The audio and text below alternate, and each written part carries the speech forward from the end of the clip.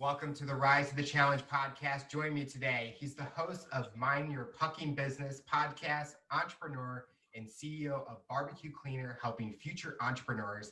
It's Jeffrey Krentzman. How are you doing today, Jeffrey? Good, Alex. Thanks for having me on your program. Thank you for joining us. I'm excited to learn all about your rise to the challenge. First thing we like to do with all of our guests, talk about where you're from and what were you involved in growing up.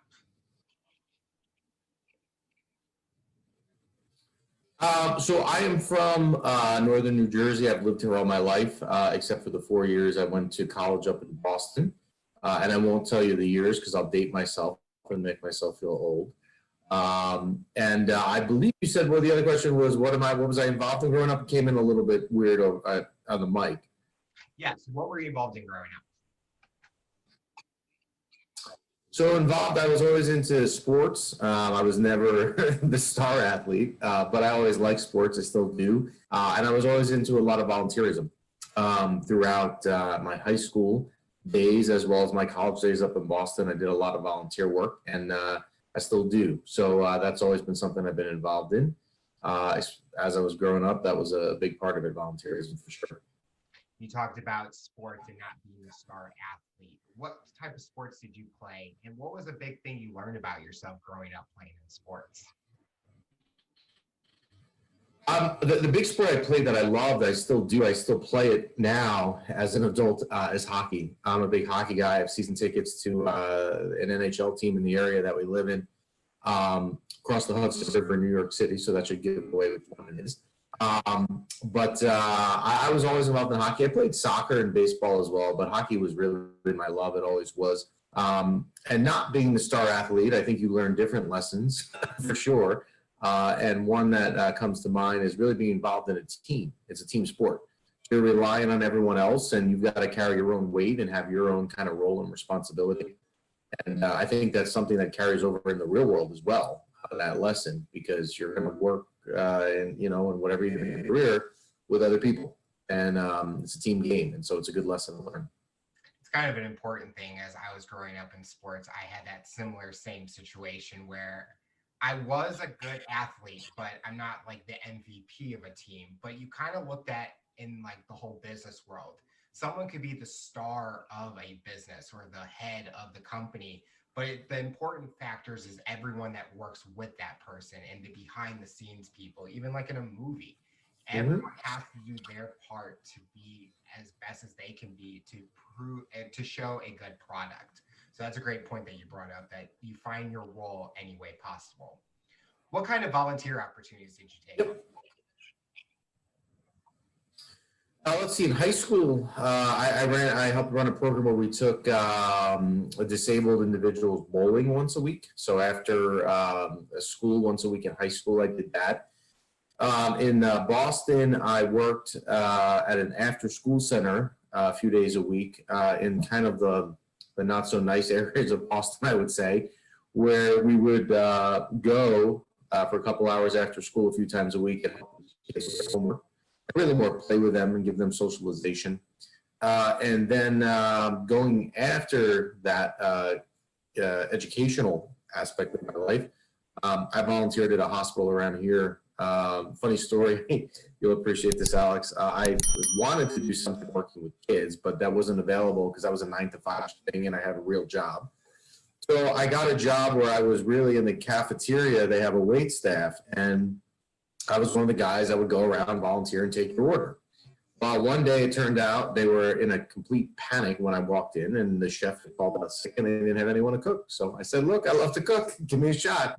And so I was a cook in their little restaurant for about 3 or 4 years, once a week on Tuesday afternoons. So that's what I did. Were you able to bring like stuff that you enjoyed to cooking at the hospital, or was it kind of you had to be strict on what you were able to serve? No, they had, they had a menu. So like people would actually come in from the outside and eat there. They had a menu and they had like a daily special. So I never got to bring my own stuff. That may have been a good thing, honestly. But I stuck to the script that they gave me. I feel like if I brought stuff that I cooked, either someone would complain it's too spicy because I love spicy food, or I'm too like gourmet style. Not that kind of scene, but that's good. I mean, I would be like, okay, let me cook. Like, let me show you what I can do because I'm not Yeah, any challenged. yeah, not bad. Yep. Growing up, did you have any challenges or obstacles that you were faced with? No, nothing really comes to mind. I think I had a very good childhood. I don't really have much complaints about it when I look back. And again, I won't tell you the years of my childhood and date myself.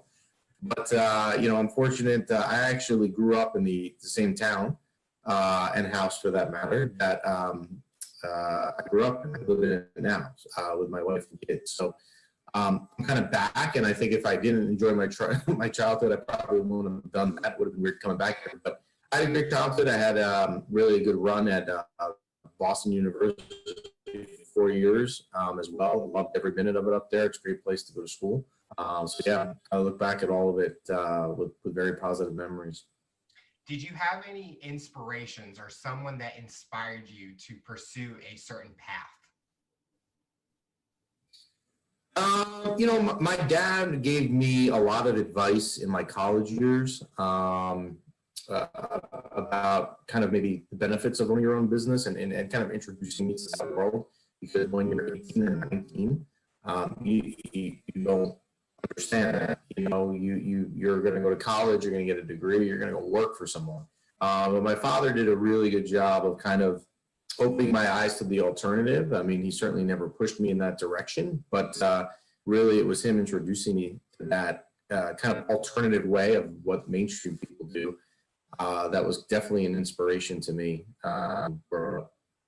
Did you have much experience while you're growing up on businesses that were run by individuals, or were you more getting to know places that were big and had a bunch of people working for them?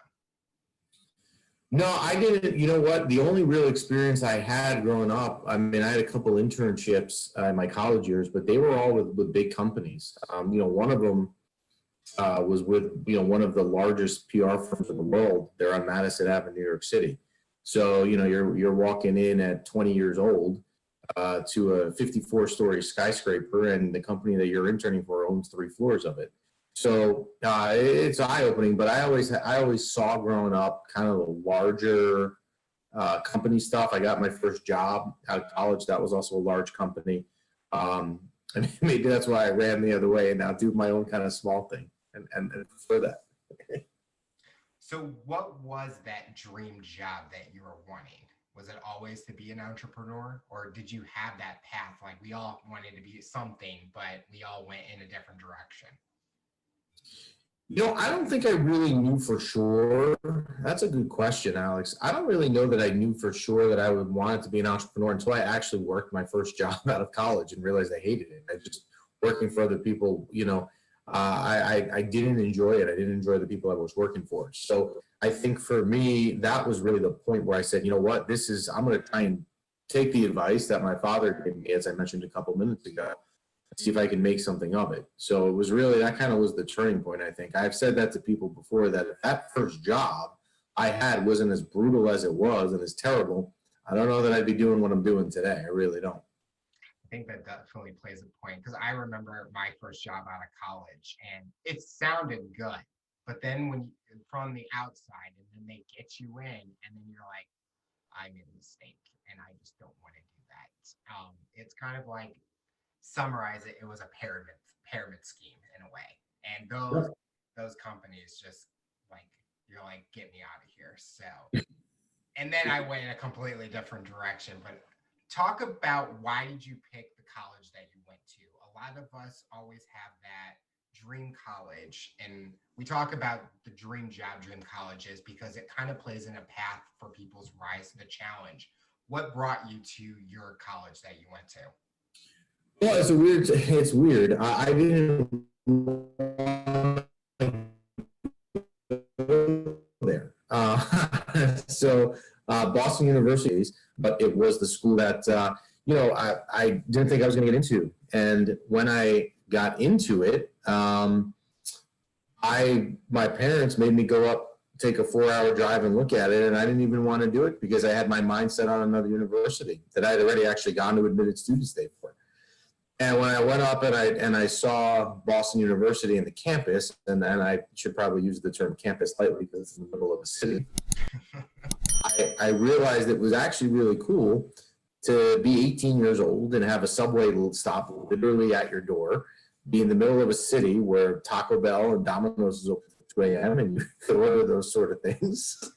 And so, I really fell in love with it because I think it was cool to be in the city. Now, my age now, living in the city has no appeal to me, but I think back then, at that point in my life, it was the right call, and I enjoyed every minute of it. Were you always thinking of when your parents brought you and you were mentioning places open late at night? Did you kind of have that, oh, this might be a fun town now to be in because I can party and stuff? Or your parents are probably like, no, this is a serious college that you need to focus on? I think it probably was a mix of both. I mean, I always went to class. I did my work. I mean, I was never like, I had a roommate up there who was one of those kids that we all hate in a way, that never had to study, aced every exam, just was like, it was never me. So I always had to study, but I had fun up there. I think being in Boston, partying is a part of college, but it's not the only thing. I mean, you have so many options being in a city like that. As I mentioned, I'm in sports, so we would go to Red Sox games all the time. I mean, I'm not a Red Sox fan, but we would go to Red Sox games all the time. We would go to Bruins games. There were so many things to do because you were in the city, and it would be the sort of thing on a Tuesday night at 5:30. You don't want to eat the dining hall food. You get on the subway and you go to Chinatown in Boston. I mean, it's like you had a million different options that you could do, and that was really, really cool. Did you kind of have any challenges in college, or were you able to take it on easily? The academics, I think, was certainly a challenge in the beginning. I think high school kind of prepares you, but it doesn't prepare you fully. You have to make a lot of adjustments that you kind of have to learn on the fly, and freshman year for me certainly was a struggle in a sense. But I eventually got it. I think, you kind of learn your way and you get better each semester up there with what you need to do academically. But it certainly in the beginning was a challenge. I mean, I remember, Alex, before I went up there, we were about to move in. The college I was in sent books to read in the summer. And I said, what is this? School didn't even start yet. What do you think? We're going to read books? But that's how it works up there. Oh, man. You talked about interning at a PR firm.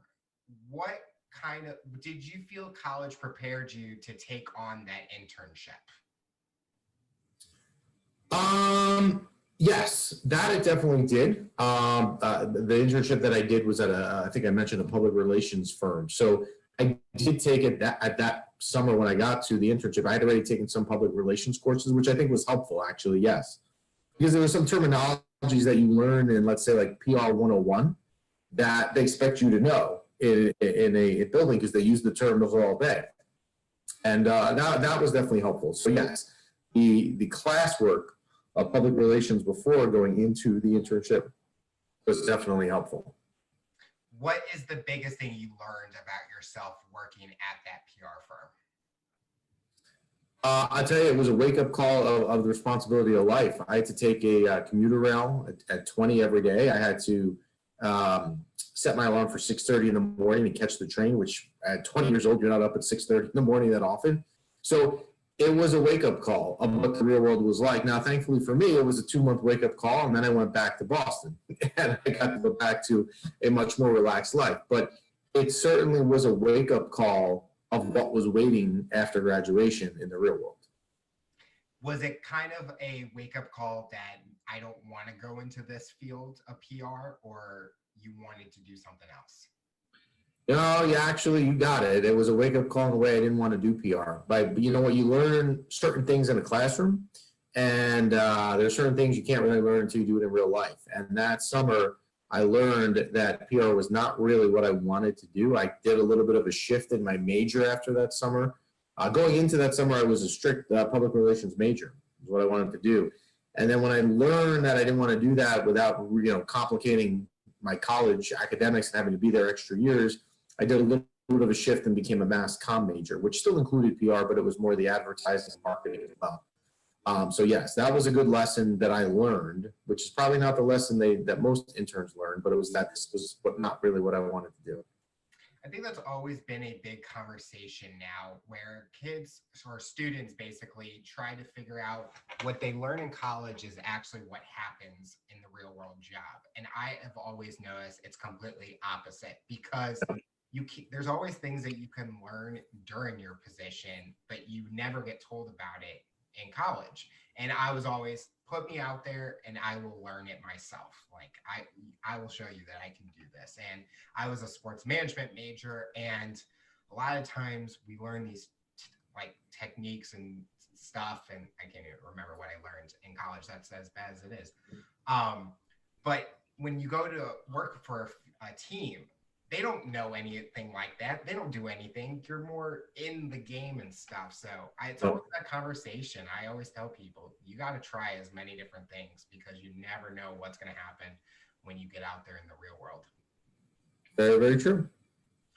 Going to that first job, what was your mindset going? Because we talked about it earlier that was the job that basically changed your career path. But what were you doing, and what each day, why was it getting worse on why you wanted to leave? Well, I graduated, so I'll give you my age. I graduated in 2002. So graduating in 2002 was a challenging time because the world and the country had just went through 9/11. And being in the Northeast, living in Boston, and being from New Jersey, both those areas were hard hit. So trying to find a job was very difficult. My goal actually was to stay in Boston, but I couldn't get a job by August 31st when my lease was up. So I had no choice but to move back home. It took 5 or 6 months, and I finally got a marketing job. And I remember vividly going to work the first day on a Monday. It was actually the Monday after Super Bowl Sunday. The Buccaneers, who are in the Super Bowl now, were in the Super Bowl that year. They beat the Oakland Raiders. And the day after Super Bowl, I got in a kind of nice shirt like I have on today. And I remember driving there and thinking to myself, wow, like this is the first day of my career. I came home. I don't know if I ever told my mother this story. I got home the first day of work, and I remember her like waiting at the door, so anxious to hear, how my first day of work in the real world was. But for me, what didn't really work about it was I was working with some difficult people in the group. I was kind of forewarned about it early on. And it got to a point which was very difficult. This was a Monday through Friday job, 9 to 5, 5:30 and all that stuff. There were 1,000 people in the building. Well, these people were giving me so much additional work that they should be doing, that they wanted me to do for them, that I was going in on the weekends. And I was the only one out of 1,000 people in a 3-story building that had to be in. I mean, it was just awful. So I handed in my, 2 weeks notice, about 7 months into my job, and I caught them off guard. They thought that, I could stay, and they wanted me to stay. They offered to promote me to, the next level up or whatever the heck that was. But at that point, I had made up my mind that this was just really not for me. I mean, I was miserable. Did you ever thought about talking to someone there and seeing if it could change, or was it just hard because your boss was doing all these things to you and you just did not feel that this was the right place for you and you knew that there was something better out there? You know what? I think when you're 23, you're a little bit scared to talk to someone above your boss. I think that probably, when I look back, was part of it. Because I could have spoken to him about it, but it would have never changed. And I wasn't going to go be this 23-year-old kid and go to some vice president's office and they don't even know who I am and say, hey, this person is not being fair to me. So it just didn't work out. It's funny. I stayed in touch. I still stay in touch with people there occasionally, including that person that I talk about. But it's I have no hard feelings. I mean, look, at the end of the day, it kind of helped pave the path for where I am now. But I never spoke to anyone. I just never would have changed. When you're looking back at when they asked if you want a promotion or keeping you, did you kind of ever thought that maybe I should stay and give them a second chance, or you're just enough is enough? Yeah, no, I was checked out. They took me, I gave my 2 weeks notice on a Monday. The next day, they took me out to lunch to try to convince me to stay. And it doesn't matter if they gave me filet mignon and lobster that day. I wasn't staying. In my mind at that point, I was so entirely checked out that I stayed and I did my 2 weeks and I helped train the person that was taking my role, all that stuff. But there was nothing that could have been. I mean, look, they offered me a promotion and they said things would change and I never even considered it. I think that's definitely a mental health thing. I think people kind of just want to stay in those positions just because they don't want to have to go search for a job. But you always have to do what's best for you at any time. If you feel that this is the right decision for you, you have to do it. You can't have regrets nowadays. You got to take on all opportunities. And it showed that you did that and you just didn't want to be in that position. And everything happens for a reason. And you're at a place that you are happy to be at right now. Yeah, and the mental health thing is a good point. So I gave my 2 weeks notice on a Monday, as I told you. Well, that Friday night, 3 days prior, I was at an Italian restaurant with my parents, and my parents noticed how miserable I was. I just finished a week of work. It was Friday at 6 o'clock, and they were saying, "Look, I don't know how you live like this." And I think that dinner and that conversation was a big kind of kick for me that I needed on Monday to be like, enough is enough. This is just not for me. During this time, were your parents very supportive on the path that you were taking? Yes, very. At the time, I was living at home, so they had to deal with me. So they probably wanted me working, so I was out of the house. But no, they were incredibly supportive back then. They always have been, actually. And I wouldn't even say that they were even more supportive at that time. They've just always been supportive. But definitely at that time, it was good to have that support because it was not fun working over there. After leaving that company, what was next for you? I left, and this was what kind of threw them all for a loop. I left without anywhere to go, right? So they all thought when I was handing in my 2 weeks, well, he got an offer to go here. He got, to do this, but I didn't. I mean, I literally, when I walked out the door on that Friday for the last time and handed in my ID and all that stuff, I had nowhere to go at all. So, as I said, that experience for me was big on kind of opening it up that I was going to do my own thing. So I knew I was going to try to attempt to do my own thing. I just at that point really wasn't sure what it was. And eventually, obviously, found what I'm doing now. So talk about that company that you work with right now. So the BBQ Cleaner, man, life takes you in crazy directions. I graduated BU with a communication degree, and I started a business in 2005.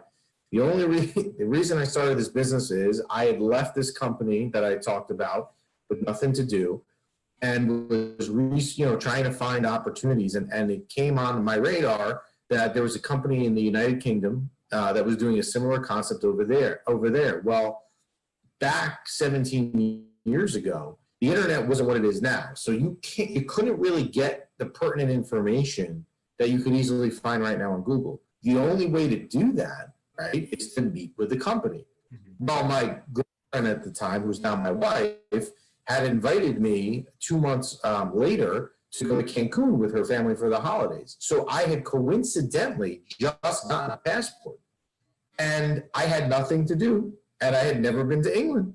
So I went on a plane, met with the parent company over in England, who's known as Avenue. And the founder had said to us, look, you know what? We've had a ton of success everywhere we've gone. We haven't touched the United States. And the reason we haven't touched the United States, and I vividly remember him saying this, is, look, we're a small island country over here. We can't manage the United States from here. I can't look on a map and tell you where Missouri is and relative to Illinois.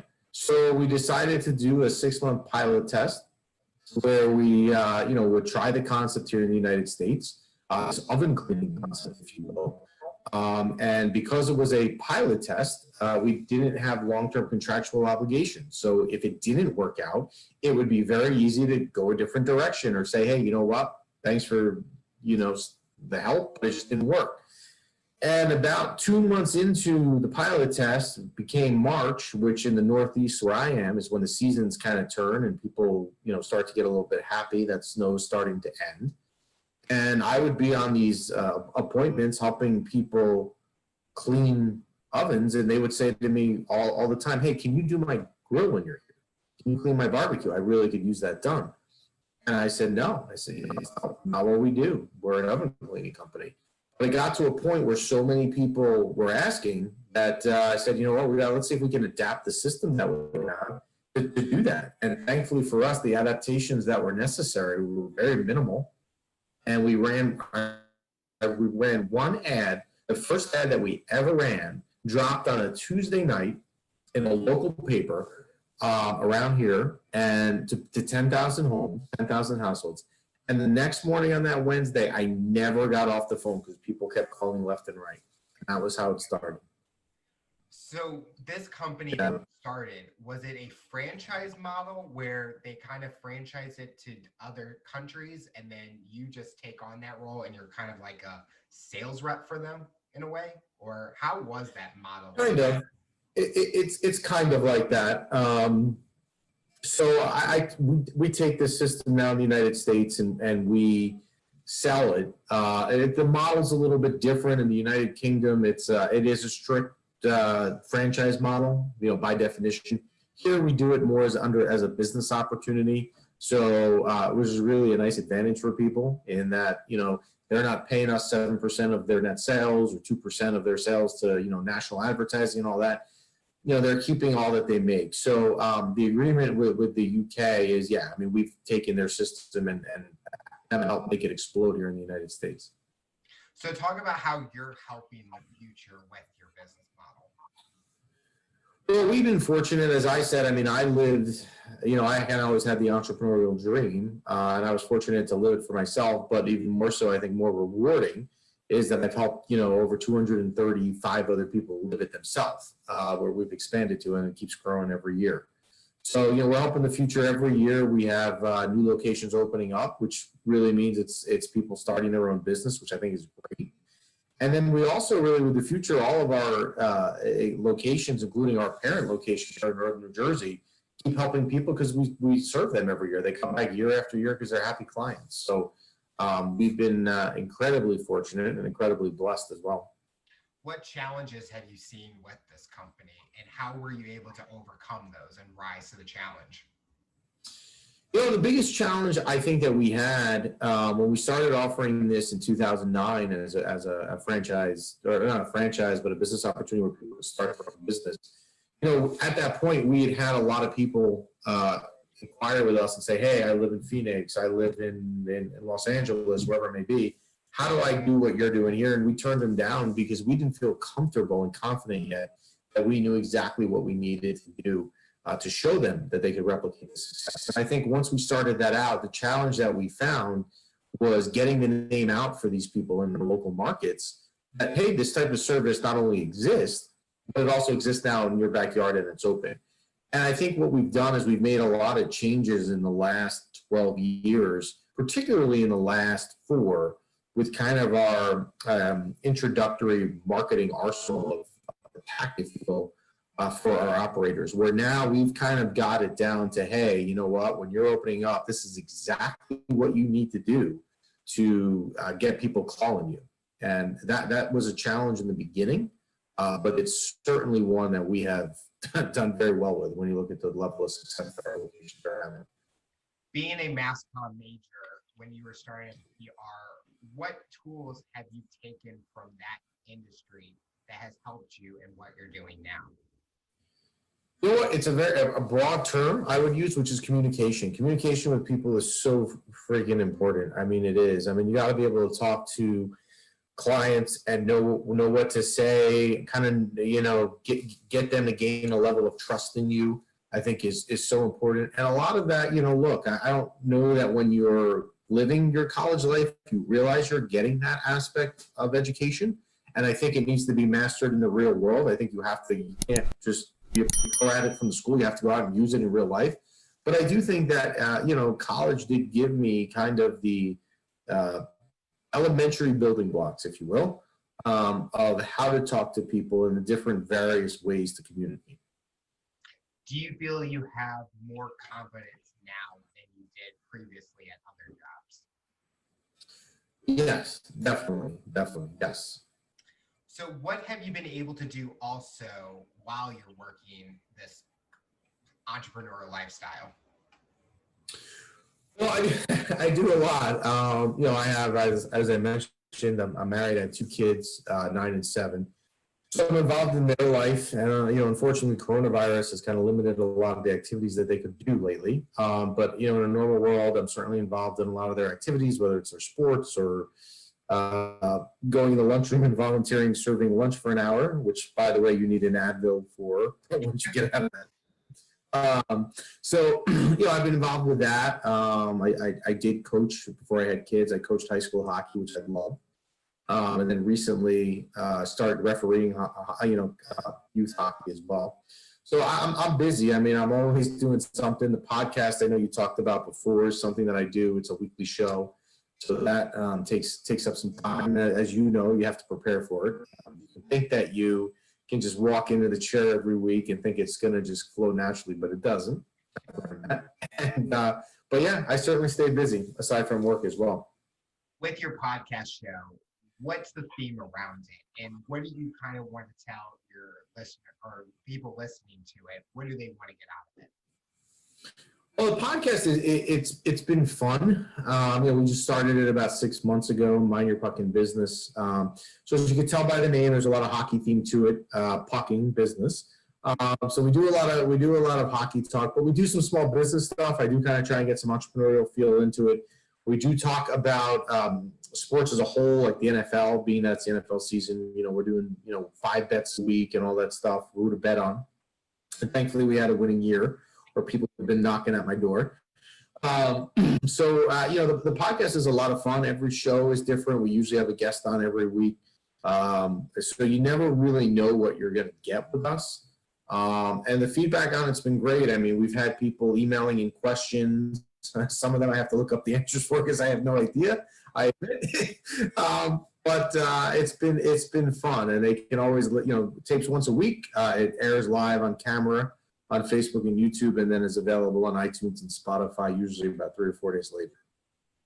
Did you ever thought that you were going to be doing a podcast growing up, where the opportunity just came out of nowhere and it was the perfect timing for it? No, the opportunity, actually, I never thought I would. The opportunity came, the story is, with the BBQ Cleaner, I've been fortunate to do, interviews and stuff before in the barbecue world. And there is a podcast out there I highly recommend it called Tailgate Radio. Excellent show run by a guy named John Largent out of San Antonio. And he had me on his show to talk about the business. Well, it ended up in our discussions off camera. Well, I need someone to come on and talk hockey. We're getting these hockey questions from Canada, and I'm in Texas. I don't know what I'm doing. So I would go on maybe a few times a year, like we would do like a playoff preview show. We would do a season preview show. Very minimal work, right? Over the summer last year, I had a client that I was with, and I was telling her the story, and she said, well, I got a guy for you. You would have a great show. I'm going to put you in touch with him. I said, all right, whatever. And I completely forgot about it. Like it was on my phone and all that stuff. Months later, I reached out to the guy, Dougie Sticks, who does the show with me, through a company called Undefeated Media. And it just ended up being a match, and we've given it a shot. But it's been fun. I don't know that I ever thought I would be doing it. As you know, it's challenging. It's every week you've got to have content, you got to have a guest. And there are some weeks that there's just not a lot going on. Like this week for us, we do a lot of NFL stuff. Yes, the Super Bowl is coming up, but we have 2 weeks. So if we blow out the Super Bowl talk this week, we've got an empty week next week. Now, thankfully, we have hockey back, but it is a lot of work for sure. The amount of prep work that I do on Monday nights, the night before we tape, is way more than I ever would have thought imaginable. Oh yeah. I definitely know the feeling of taping an episode, getting it out there, the marketing and all that. And I kind of view as the stuff that I did in college kind of helped me with this in a way, because I'm so creative in a way. And that was the part that I kind of had to expand on in college. And this opportunity for me came out of nowhere due to the virus that's happening. But it's been the best experience ever. I mean, I get to talk to so many amazing people and learn. And that's the part that I get out of it is learning about every guest that I have and knowing their story, because we all have a story and how we're rising to the challenge right now.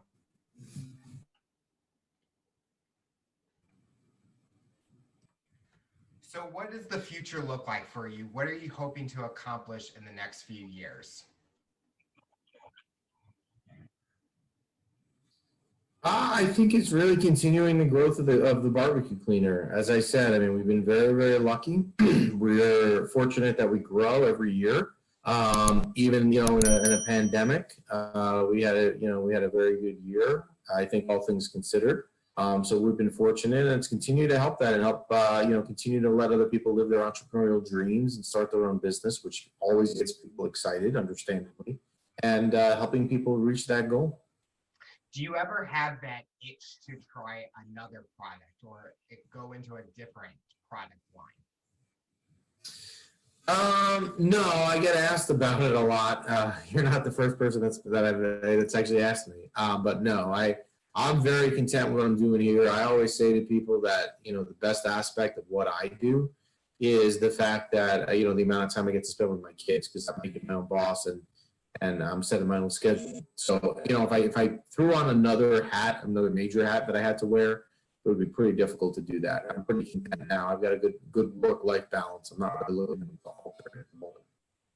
For someone that's listening to this interview, based on your journey and experience, what tips or advice would you give someone to overcome challenges, accomplish their goals, and rise to the challenge? Look, my senior year of high school, in the yearbook, which I made up, was if you don't believe in yourself, you don't believe in anything. I've always kind of stood by that. You got to believe in yourself, whatever path you're going to take. You're going to have a hard time getting to the finish line you're trying to get to if you don't have a belief in yourself that you can do that. So I certainly encourage people to believe in yourself. It's critical, right? I mean, you need to do that, and keep working. Try hard. You know what? If you fail at something, get up and try again. Sometimes failure can be a good thing. That first job for me, as we talked about, could be described as a failure, but because of that failure, it led to other things. So don't be afraid to fail. Try. Well, Jeffrey, I want to thank you so much for coming on the show and talking about your rise to the challenge. We all definitely learned so much about you and your journey, and we're excited to see what the future looks like for you. Thanks, Alex. Thanks for having me, and keep up the great work with the show. It's great stuff.